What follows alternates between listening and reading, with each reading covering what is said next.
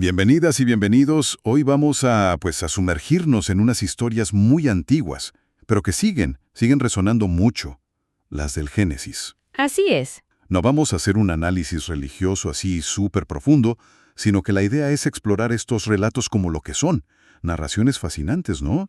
Llenas de personajes, de dramas humanos. Exacto. Tenemos comentarios y estudios sobre el texto bíblico que nos van a ayudar a entender, la creación, el jardín del Edén, la historia de Caín y Abel, Noé y los comienzos de figuras clave como Abraham y José. Ujú. La idea es ofrecer una introducción, digamos, clara y seria, como si estuviéramos descubriendo estos cuentos fundacionales por primera vez. Justo.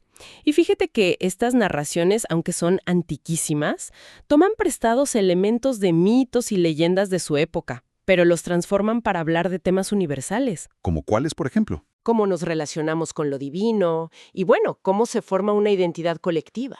Claro. Los estudios sugieren que se escribieron en momentos clave, como el exilio en Babilonia, como para dar esperanza y sentido a una comunidad. No son ciencia, claro, son historias cargadas de simbolismo. Muy bien, pues empecemos por el principio, la creación. Hay un relato muy conocido que describe cómo Dios crea todo en 6 días, ¿no?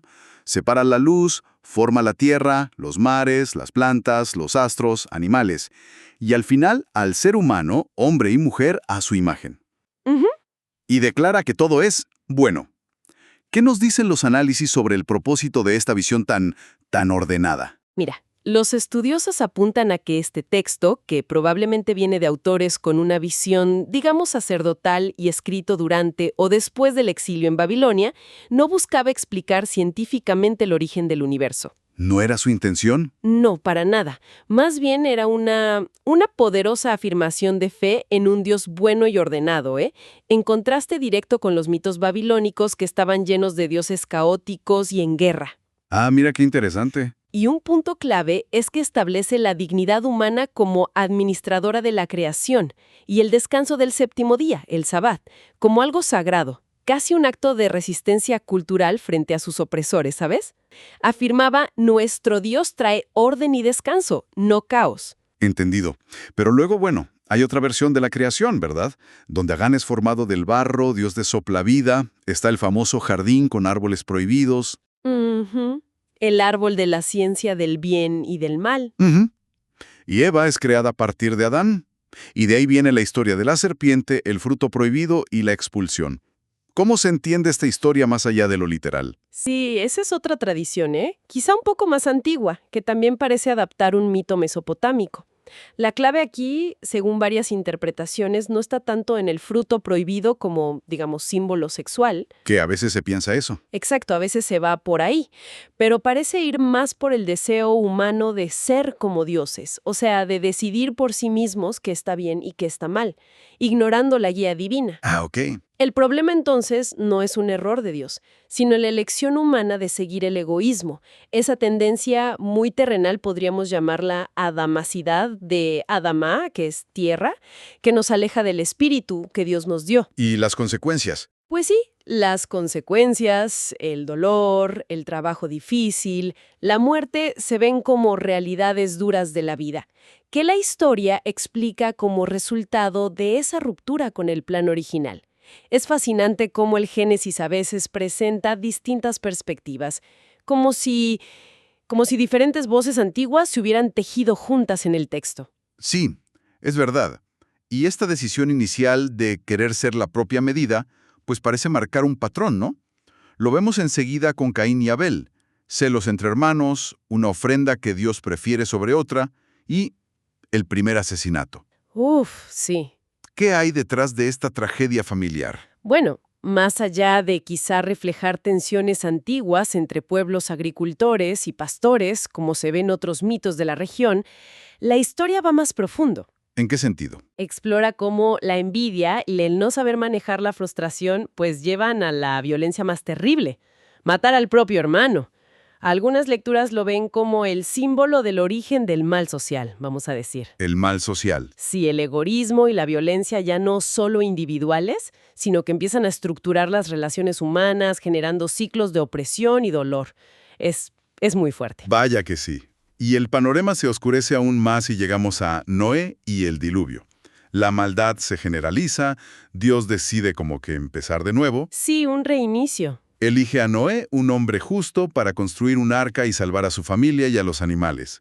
Viene la gran inundación y después la promesa de no volver a destruir la tierra así, con el arco iris como señal. Este relato también tiene paralelos muy claros con mitos de inundaciones mesopotámicos, como la epopeya de Gilgamesh, por ejemplo, pero la Biblia le da un giro propio. ¿Cuál sería ese giro? Pues lo interesante es que no culpa solo a los descendientes malos de Caín, dice que toda la humanidad se había corrompido.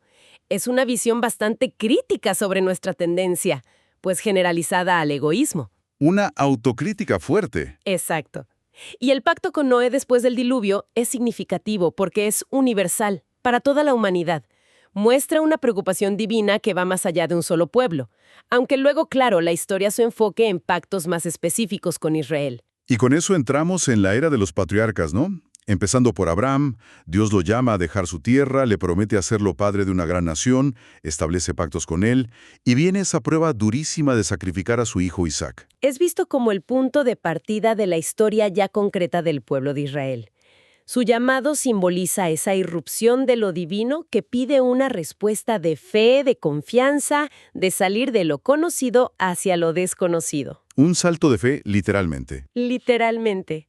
Y las historias de los patriarcas son muy humanas, ¿eh? Llenas de complejidades, incluso de fallos morales. No los pintan perfectos, para nada. Eso es interesante. Y el caso del casi sacrificio de Isaac es crucial.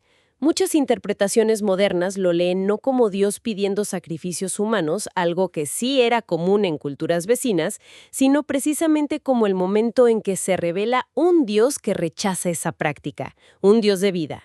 Marca una evolución importante en la conciencia religiosa. ¡Qué buena perspectiva! Y bueno, la historia sigue con Isaac, luego Jacob, que lucha con un ser misterioso y recibe el nombre de Israel. Ajá, el que lucha con Dios. Y tiene 12 hijos que darán origen a las tribus.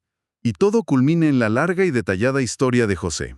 Exacto. La historia de José es casi como una novela dentro del Génesis. Es un relato fascinante, ¿no? De traición entre hermanos, esclavitud, ascenso al poder en Egipto gracias a su sabiduría y finalmente la reconciliación. Tiene de todo.